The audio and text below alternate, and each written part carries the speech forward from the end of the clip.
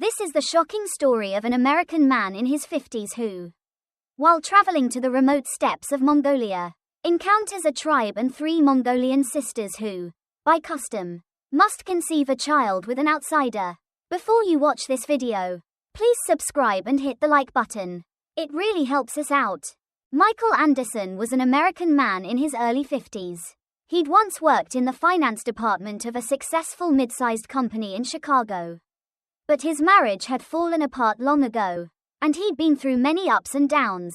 One day, he decided to leave his company and, before it was too late, explore the world. He didn't have strong lingering attachments to family, but the fact that he'd hardly ever been outside the United States in his entire life spurred him on. After his divorce, his mind was a mess, and he felt lost. But it wasn't until he was over 50 that he finally slung a backpack on and set off for foreign lands. Initially, he considered Southeast Asia or Europe, but then the Mongolian steppes he'd seen in a documentary vividly came to mind. A place where vast plains stretched to the horizon, where people still lived as nomads. A remote land less touched by civilization. Michael wanted to dive into that landscape. He longed to feel free in an unfamiliar place. An acquaintance had told him that beyond the urban areas, Mongolia was a vast expanse of steppes, deserts, and rugged terrain, making travel difficult. But this only fueled his curiosity. By chance, a Mongolian interpreter he met in an online community told him about minority tribes in the western or northwestern regions who still had little contact with the outside world. Michael arrived in Ulaanbaatar and began to slowly make his way west. He rented a car to use as his own and had prepared a translator device, a dictionary, and had learned at least a few basic Mongolian greetings before leaving the States. He expected the chances of English being understood were very low, but he figured he'd manage somehow. After a few days exploring Ulaanbaatar and nearby small towns, he ventured deeper into the remote areas. The further he got from the city, the worse the roads became, and his cell phone signal disappeared. Yet, Michael felt more a sense of liberation than anxiety. The bustling life back in the US, the pain of his divorce, the judgment of others, it all seemed to vanish. Now, there was only him and the vast, open land. Then, after several hours of driving on unpaved roads, a desolate landscape suddenly unfolded before him. A strong wind blew, whipping up sand, and aside from a dimly visible mountain ridge in the distance, there was no sign of any settlement. He had stocked up on food, water, and fuel, but he had no idea when or where he might find a village. A flicker of fear crossed his mind. What if he became stranded alone in the middle of the steppe? But he knew from the start this journey was fraught with danger. Wolves or wild dogs roaming the plains, unpredictable weather, the risk of getting lost. None of it would be easy. Michael unfolded his map again in the car, trying to find any familiar landmarks. But the rugged scenery obscured everything, and he'd even lost his sense of precise location. On the barren plain, where finding a dropped needle would be impossible, he decided to trust his instincts and pressed on. One afternoon, after driving for another half day, he spotted what looked like tiny dots in the distance. As he got closer, he realized it was a small settlement of several zhers. Exhausted from the scorching sun, Michael felt a wave of relief. If this was a community of Mongolian nomads, he could at least find people, water, and a place to sleep. As he drove closer, he saw about 7 or 8 zhers scattered around. Goats and sheep were grazing nearby, and a few people glanced his way. Michael slowly got out of his car and offered a greeting in his clumsy Mongolian. Unsure if they understood English, he tried an English greeting too, but their reaction was a bit awkward. Still, they didn't seem intent on chasing him away. A few of them approached and gestured for him to come closer. That first evening, through broken communication, he managed to convey that he was American and was traveling. The villagers, seemingly intrigued, offered him lamb meat and milk tea. Deeply grateful, Michael offered them some American snacks like granola bars and beef jerky he had. Awkwardly expressing his goodwill, the village belonged to a very small tribe. They called themselves the Jalan, and said they had been nomads in this area for a very long time. Michael had difficulty understanding the details. But through a mix of Mongolian, a few English words, and gestures, he pieced together an idea of their existence. There were hardly any young men, mostly children, middle-aged and older women, and elderly people. That night, as he prepared to sleep in a corner of a ger, he wondered, why are there no young men? They might have left for the cities to find work. Or there could be other reasons. Michael didn't dwell on it, simply accepting it. He was only planning to stay a day or two before moving on. The next morning, as Michael was about to look around the village, some villagers offered to accompany him. Though language was a barrier, they used gestures to indicate they would show him the well, the horse grazing area, and other spots. Then, in front of one ger, he encountered 3 young women he hadn't expected. They all looked to be in their early 20s. Much younger than Michael, they resembled each other but each had a distinct charm.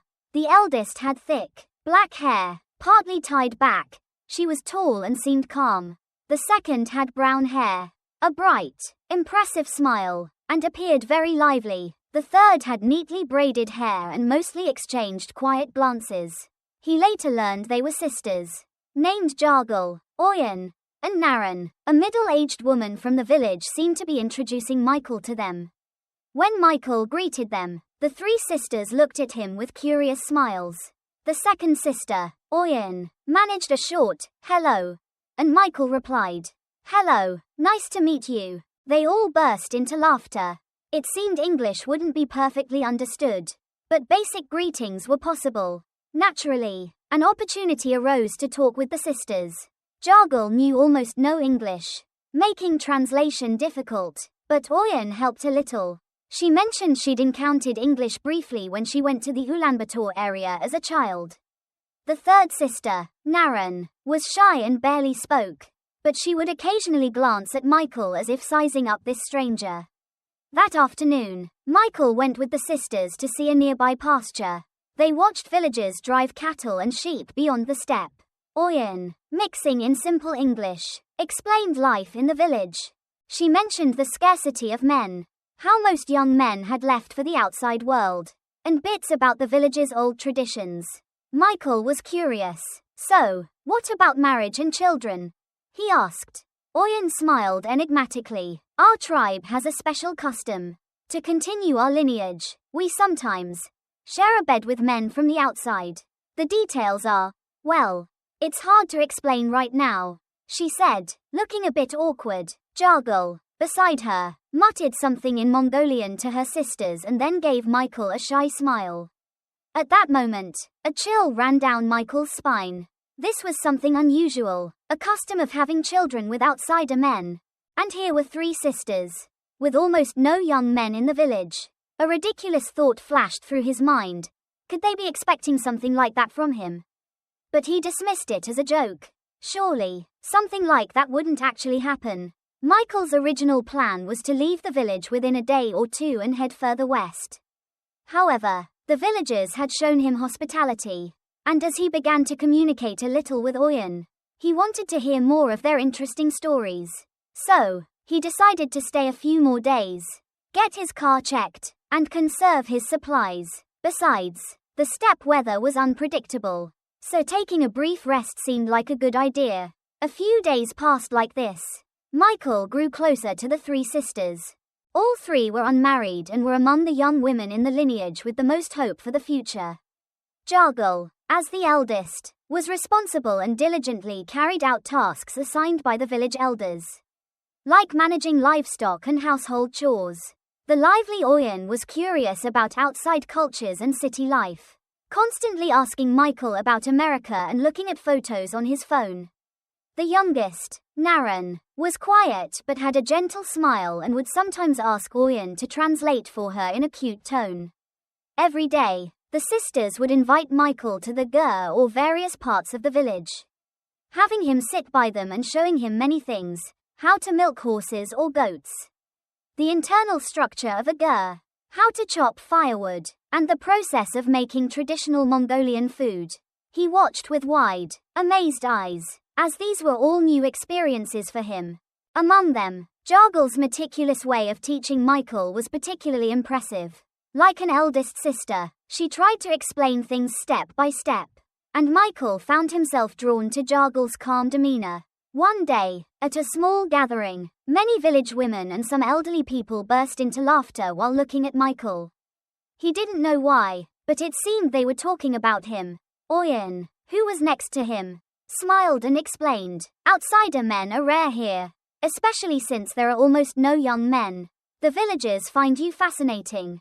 Michael nodded, smiling awkwardly, but then Oyen said candidly, "If you agree, you could perform a special ritual in our village and have children." Which stunned Michael. The implication of her words made his heart sink. It was too early to jump to conclusions. But he somehow felt that all the sisters might desire a child. A few evenings later, Michael was invited to the ger where the three sisters stayed. Until then, he had mostly stayed in a ger with a middle-aged couple. But the sisters asked him to spend that night in their ger for a long conversation. Jargel had prepared a special soup with ingredients that were hard to find in the city. The broth, made from boiled lamb and vegetables, was surprisingly delicious, and Michael was impressed. After the meal, with the lights dimmed in the ger, the three sisters and Michael sipped warm tea and talked. Oyen took the lead in translating. Then, Jargel, with a meaningful look at Michael, carefully began to speak. The gist of what was conveyed, mostly through Oyen in English, was this. This village had a very old, lineage-specific tradition, because there was an absolute shortage of men. When an outsider man arrived, he was treated with a certain degree of favor. If the man was agreeable, several women, such as three sisters or two sisters, would simultaneously form a union with him to bear children. The man could choose to stay with the tribe if he wished. Or he could leave. It didn't matter. The children would be raised by the women and the village community. The man didn't need to feel burdened by leaving his child in the village. Of course, if he felt a sense of responsibility and stayed, it was considered even better. Listening to the story, Michael found it hard to believe such a custom truly existed. He had heard some people say such things occasionally happened in remote parts of Mongolia. But experiencing it firsthand felt unreal. Then Jargel added, "The three of us are sisters. We've all lived without men. And honestly, it's hard for the lineage to continue without young men. This might be a burden for you, but we would be happy if we could have children together." It was a truly audacious proposal. Not just one, but all three sisters wanted to have his child. Flustered, Michael muttered to himself, "I'm already in my mid-50s. And this is unthinkable back home.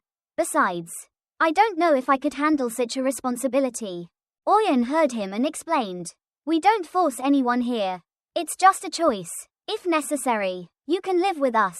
Or you can leave. We've lived like this for a long time." Although he had somewhat anticipated it, hearing it directly was a shock. The three sisters watched Michael with slightly shy faces.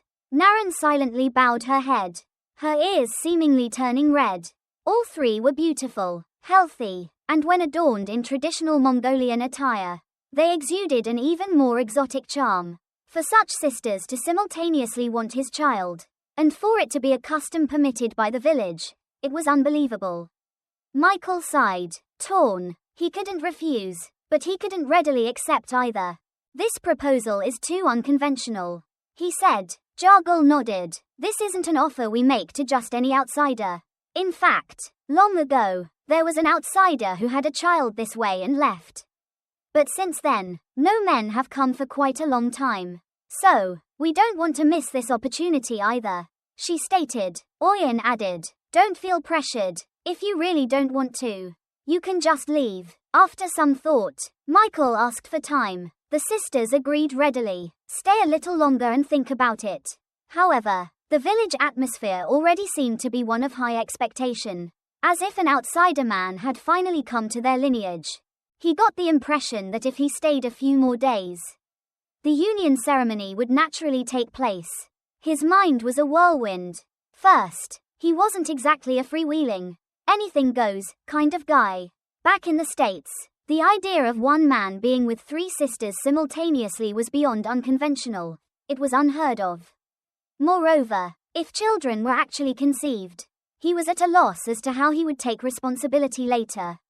Of course, the tribe's stance was that the man could leave. But Michael agonized over whether it was right to abandon children he had fathered. Yet, to completely refuse was also difficult given Michael's own situation. Back in the US, he had no significant ties, no stable job or assets. If he settled here and started a new life, adapting to the Mongolian language and lifestyle wouldn't be easy. But the unique option of living freely on the steppe and building a family was possible. The three sisters were beautiful and showed him favor. Having spent time with them daily, Michael had already begun to develop a fondness for them. One night, Jargal quietly came to the ger where he was staying. Everyone else was asleep. Jargal, who seemed rather solemn during the day, was surprisingly candid when they talked quietly at night. "I know you're in your 50s, she said calmly, "but that's not an issue in this village. There have been women who united with much older men. What we need are healthy children to continue the lineage. And trust with the man. Are you really okay with it, Michael?" he asked back. "I'm older, and my body might not be as healthy as it used to be." Jargal smiled. "I don't think you lack vigor yet." Talking with Jargal late into the night, Michael felt his heart gradually opening. Among the three sisters, Jargal, as the eldest, possessed a prudent and responsible charm. He even imagined that if he were to live here, he could work with Jargal to build a life. In the following days, Oyen approached Michael more proactively. Since Oyen knew some English, she would use simple words, sometimes blurting out, "We can leave together, we could go to the city, or I'd like to visit America." She was very curious about what kind of place America was. Surprised by her unexpected suggestion, Michael asked, "But can you abandon this village?" Oyen smiled brightly. "Jargal will protect the village. And I'm not sure about Naren yet. But I'm curious about cities and foreign countries." Naren still spoke little, but her face would quickly turn red whenever Michael was near. Then one day, while fetching water, when they were alone, Naren suddenly took Michael's hand and smiled silently. Michael's heart pounded. Naren whispered in her small, soft voice, "I like you too." No more specific words were exchanged. But in that brief moment, a shiver ran through his entire body. It felt as if their hearts had connected without words. Michael eventually narrowed his options down to two. First, refuse the sisters' request and leave. They said that without men, it was hard to have children, and the lineage would gradually decline.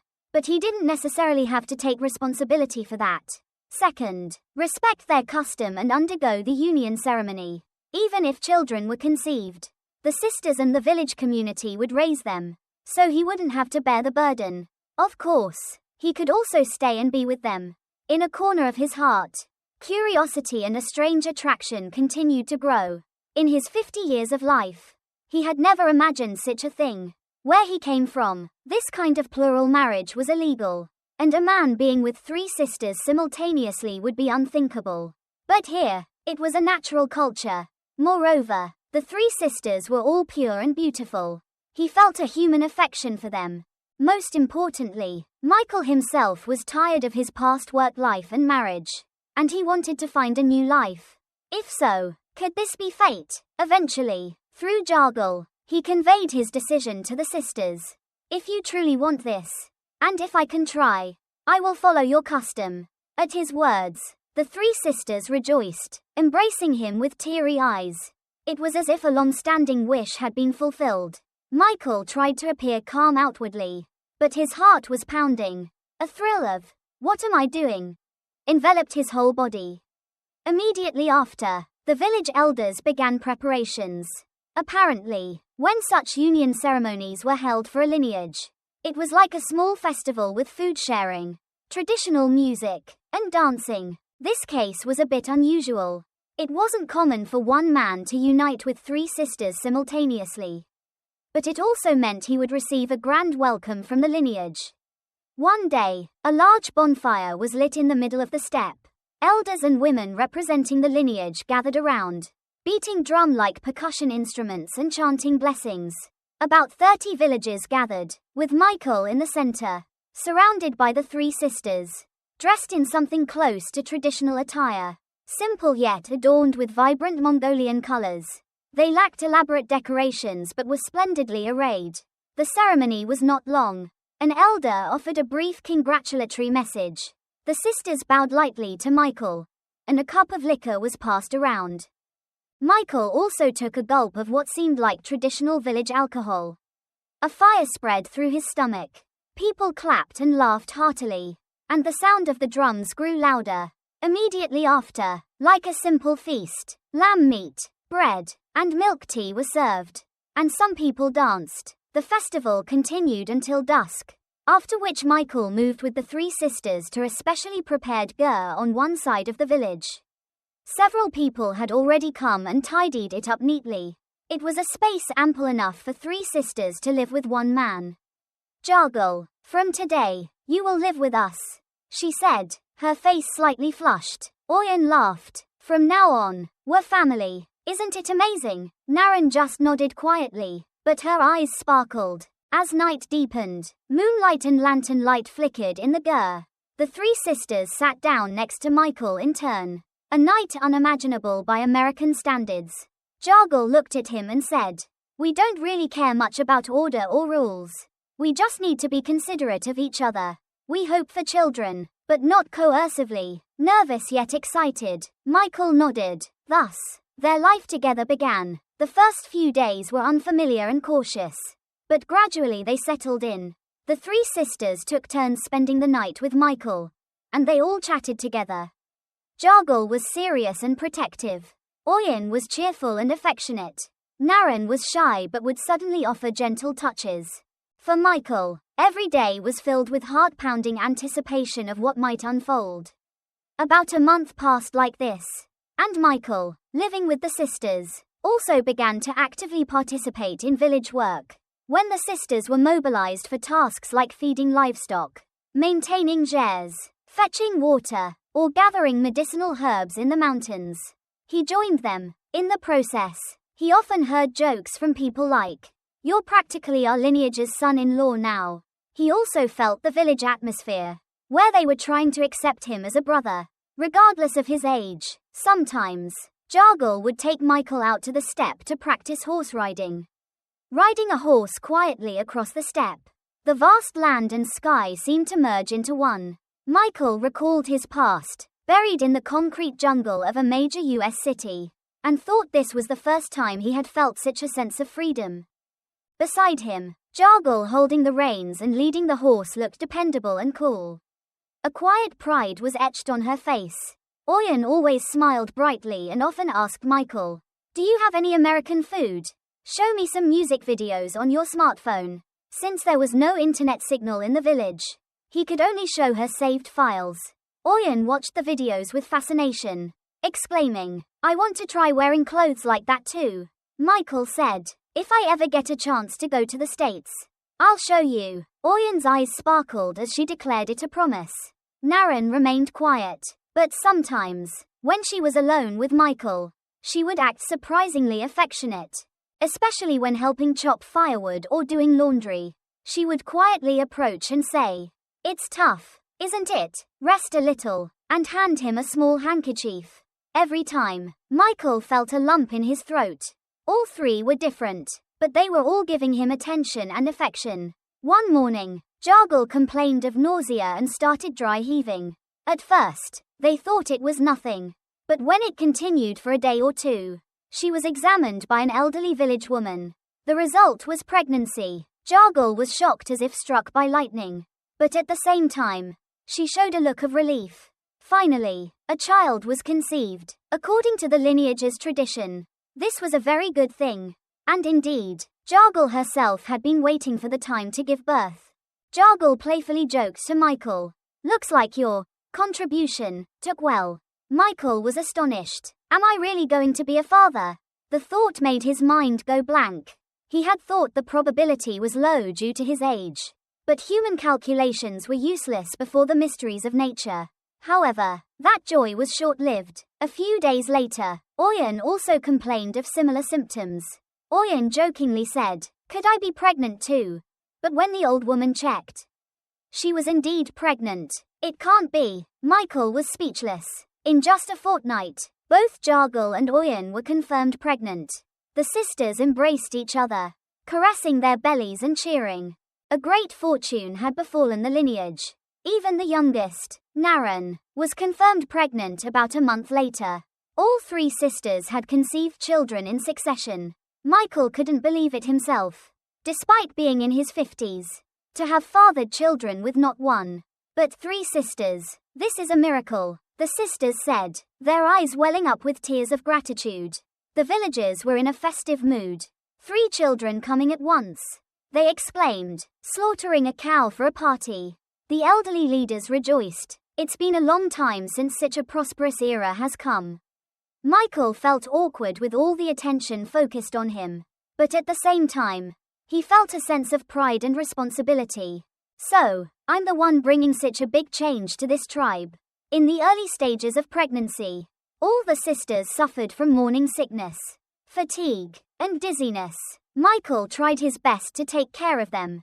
He reduced their workload, made sure they had no discomfort with meals, and followed the prenatal care advice given by the village elders.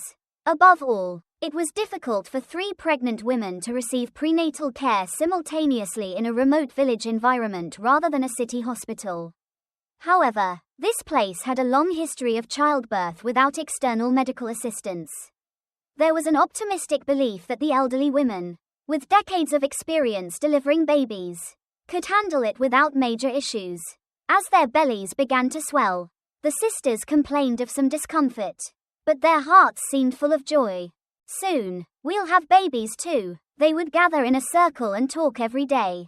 Michael felt complex emotions as he talked with the 3 sisters every night. Joyful and excited, yet the question, will I really live here for the rest of my life, kept surfacing. The sisters frankly requested, you don't have to stay forever, but when the children are born, it would be great if you could stay with us for a few years. It will be overwhelming to handle it alone. When Naren shyly said, at first, we said you could leave. But actually, all 3 of us want you to stay in the village. Michael was swayed. All right, I promise I won't leave for the time being. He found himself saying. A few more days passed. Around the time Jargal, Oyen, and Naren were 4 to 5 months pregnant. A natural disaster, like a sandstorm, hit the village. Shares shook, and livestock panicked and ran off. The sisters, heavy with child, had to endure the chaos.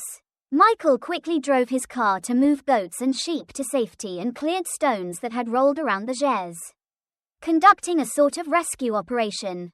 Thanks to him, they avoided major damage, but the sisters were frightened enough to feel their lives had been on the line. That night, all 3 clung to Michael's embrace, murmuring, what would we have done without you? Michael comforted them. I'll protect you, no matter what happens in the world. I'll try. He cherished him even more because each carried his child in her womb. The entire village's reliance on him became evident. Finally, the due dates approached. First, Jargal, her belly fully swollen, felt labor pains. The elderly women prepared for a simple delivery inside the ger. Michael's hands and feet trembled with nervousness. But watching Jargal struggle in immense pain, he felt a desperate urge. Isn't there something I can do? Fortunately, the experienced old women guided her well, and after a few hours, the strong cry of a baby erupted. It's born. Jargal, drenched in sweat, her hair disheveled, held the baby in her arms and smiled faintly. Michael, his eyes welling up, was speechless.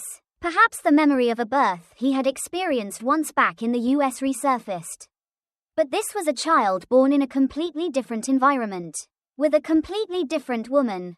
His heart ached at the sight of this tiny, mysterious life. A few weeks later, Oyen also went through a similar process and gave birth. True to her lively nature, even during labor, she reportedly made people laugh by joking, "Save me, oh my God, I'm dying." As soon as the baby was born, she nearly lost all her strength but quickly came to her senses at the sound of the baby's cry.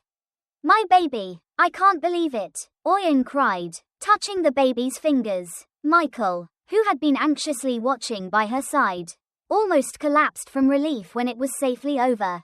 Lastly, the youngest, Naren, gave birth. 3 babies were born with about a month's interval between each. Naren, being naturally quiet, didn't make much noise even during labor. Instead, she shed silent tears, and whenever the old women said, "You need to push harder. Don't cry, push," she silently complied. And then, at some point, the baby came into the world. Naren hugged the child and burst into tears. Unaware she was doing so, Michael held her hand tightly, saying, "You did so well. You're truly amazing." Eventually, the 3 sisters sequentially gave birth to their babies, all at different times, but it was a chain of births that occurred within just 3 to 4 months.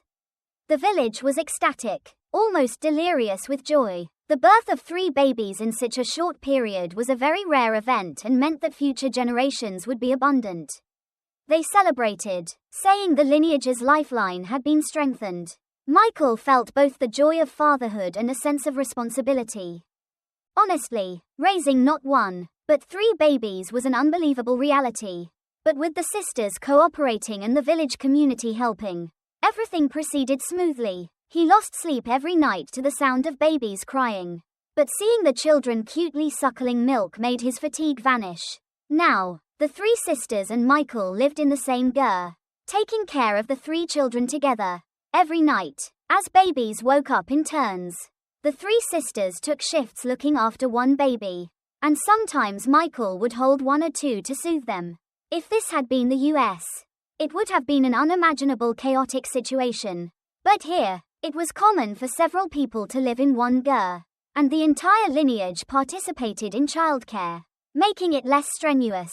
Naturally, Michael also became busy from early morning. While the sisters breastfed the babies, he would go outside the village to chop firewood or tend to the livestock. When Michael returned, the sisters would report, "You worked hard. Here's how our babies are doing today." The village elders would occasionally visit to check on the baby's health and praise Michael. "You're a truly wonderful man. To work so hard at your age." Oyen sometimes hummed popular American tunes while putting her baby to sleep. Jargle, befitting her age, responsibly planned for childcare, worrying about how to get clothes when they grew bigger or how to obtain milk or formula. Naren would quietly gaze at her baby and then, at some point, whisper to Michael, "Thank you for giving our lineage these children." In such daily life, Michael felt as if he were being reborn. He had left behind his divorce, wounds, and lethargy from his life in the US and formed a completely different family in a completely different place. Moreover, since 3 new babies were born from his seed simultaneously, he had become the center of a large family he had never imagined. Occasionally, he missed civilization, familiar American food like a good burger or pizza, convenient shower facilities, and internet connections came to mind. But when he saw the pure smiles of the sisters and children, those longings faded. Besides, here, there was no fierce competition, no money worries, no company bosses. Of course, there was hard physical labor and the danger of natural disasters. But there was the warmth of a community living together. Once the babies had somewhat settled and the sisters had recovered from childbirth, Michael seriously discussed long-term residence with them. "Now that the children are growing, shouldn't we consider city life for their education and various other aspects?"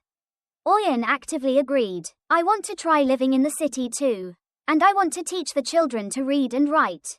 Jargle, with a cautious attitude, agreed. "Our village doesn't have a school or a hospital. So at some point, it might be right to move to a city or at least a place closer to a town." Naren also nodded slightly. However, the problems were money and legal issues. Even moving within Mongolia, they would have to find a house or room in Ulaanbaatar, and living expenses would be considerable. Furthermore, if Michael considered the scenario of going to the US, complex administrative procedures like birth certificates for the children or visas for the sisters might become an obstacle. Jargle shook her head. "If you want, I'd like to go abroad with you. But all 3 of us have to go at the same time. And there are 3 children too." Michael thought it wasn't yet time to make a decision. "First, let's let the kids grow a bit more here. And when they're a little older and can travel, let's discuss it more concretely then. I could go back to the States and prepare some things. Or we could try living in a Mongolian city first, he suggested. The sisters all agreed with his opinion. The village elders also said, if it becomes inconvenient for you to raise the children here, you can leave for the city. We would like you to stay, but we guarantee your freedom to work. Michael was slightly moved by their words and, on the other hand, felt a sense of apology. Would they be okay if he left someday?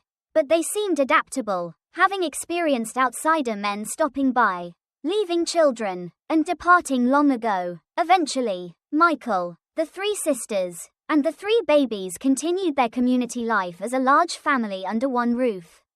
When the babies were around 1 year old, it became noisy and chaotic. But watching the sisters take turns caring for them, Michael felt happy. Here was the peaceful harmony of a family he couldn't achieve in the US. These days, he sometimes drove the SUV to a nearby city or at least visited a town clinic for vaccinations. Each time, the sisters and the 3 children accompanied him, making the car crowded. At the hospital, the doctor would laugh. Oh, one father with 3 babies at once. How fascinating. Michael's language skills were poor, but with the sisters translating, he could roughly communicate. In this way, they gradually interacted with outside civilization. The village, too, was vibrant with the birth of 3 babies. The adults were pleased, saying it had been a long time since they heard crying every day and the house felt full. Michael also reached a stage where he could casually share drinks and jokes with a few village men. He no longer felt like a traveler just staying for a few days, but more like an actual member of the community. Sometimes at night, lighting a fire in front of the gur and looking up at the stars, Michael would think, I really am their husband and the children's father. This is a life I never expected back in the States. When the sisters took turns coming to sit beside him and talk, his heart felt at ease. Jargal would thoughtfully make plans. Oyen would offer bright, playful words, and Naren would silently rest her head on his shoulder.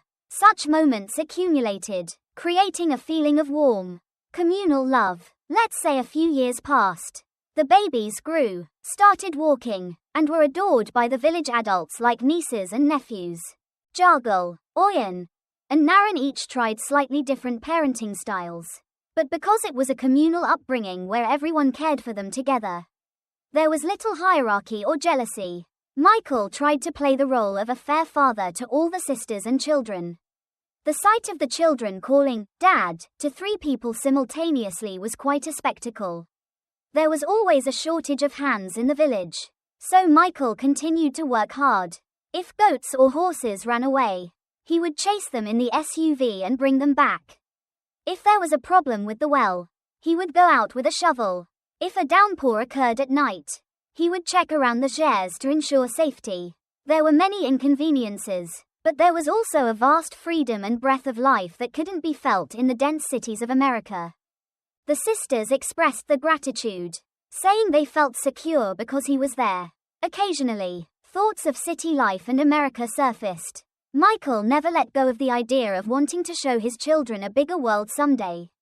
The sisters were also full of curiosity and wanted to experience urban or foreign cultures. He had mentioned it several times. But for now, the children were still young, and the sisters needed a stable life. So they were just postponing the timing. He planned to seriously consider moving to Ulaanbaatar, the Mongolian capital, or an American city when the time was right. Of course, the village elders would be sad then.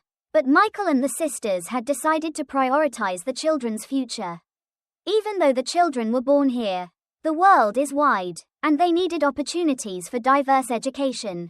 However, they wouldn't completely abandon this place. They wanted to maintain a connection, like returning to their roots or visiting during school holidays. Ultimately, this story depicts a 50-something American man forming a special family with 3 sisters in a remote Mongolian tribe, fathering and raising 3 children. This man had experienced divorce and a harsh environment in the US, but through an accidental encounter with this tribe, creates a completely different form of family. It's not an easy thing by societal norms, and whether it's realistically possible might be questionable.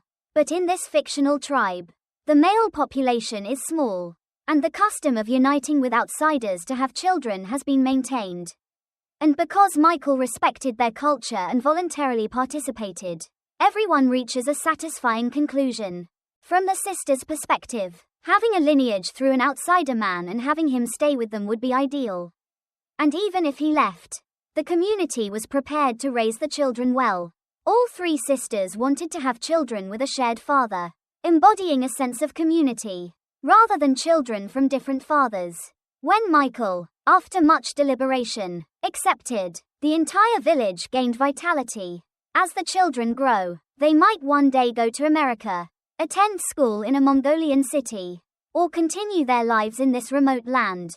That choice belongs to the future. What's certain is that in this present moment, they gather as one family in the ger, laughing, talking, and relying on each other even when a baby's cry disturbs their sleep. One night, Michael looks up at the star-filled sky and thinks, to think life could unfold like this. I've gained the freedom I so desired, a new love, and responsibility, all at the same time. Despite the harsh winds, with the three sisters by his side and the children sleeping in the ger, it feels like a sanctuary that cannot be exchanged for anything in the world. The noisy, complex civilization seems forgotten in the distance, and the Mongolian land and wind embrace him. Michael, who once felt lost with nowhere to return, now has at least 3 wives and 3 children he can call family here. Such thoughts strangely warm his heart, bringing a new sense of responsibility and hope. This lineage will continue for decades to come, and this remote land will nurture them until the children grow into adults. And Michael himself will find a new meaning of happiness in that process. Whether they all eventually move to the city, go to America, or remain on the steppe forever is yet to be determined. But life always walks an unpredictable path. What's important is present sincerity and bonds. If Michael, the 3 sisters, and the children have already deeply rooted themselves in each other, the fact that they are family will not change, no matter where they are or what they do.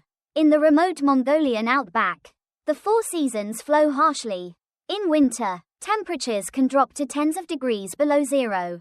And in summer, heat and sandstorms rage. Nomads have adapted and survived in these conditions.